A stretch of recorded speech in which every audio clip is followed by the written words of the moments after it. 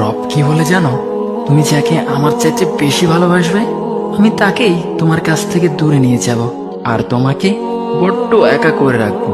তিনি আরো বলেন, কখনো বলবে না যে তাকে ছাড়া আমি বাঁচবো না, কিন্তু আমি তোমাকে তাকে ছাড়াই বাঁচাবো।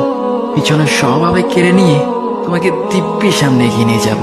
তুমি কি দেখো নি, ঋতুরাও যে 2 মাস পর পর বদলাতে থাকে, ছায়া দেয়া গাছের পাতাও তো শুকিয়ে যায়, আর যখন সবর হারিয়ে ফেলে তখন ঝরে পড়ে। কিন্তু তোমার রব তো ধৈর্যশীল ও পরম দয়ালু। তিনি তো সেই ঝরে যাওয়া পাতার ঢাল থেকেও সবুজ পাতা গজান। তুমি কি দেখছো না তোমার স্রষ্টার এই নিদর্শন?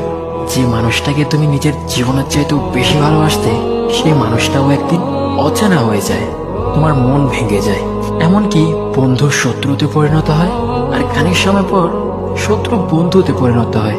যে মানুষটাকে তুমি নিজের জীবনের অংশ ভাবতে, সে মানুষটাও প্রতারণা করে। বুঝি না, এত কিছু হওয়ার পরেও তুমি তোমার রবকে বাদ দিয়ে সেই মানুষগুলোর উপরই ভরসা করো, যারা তোমাকে প্রতিনিয়ত কষ্ট দিয়েছে।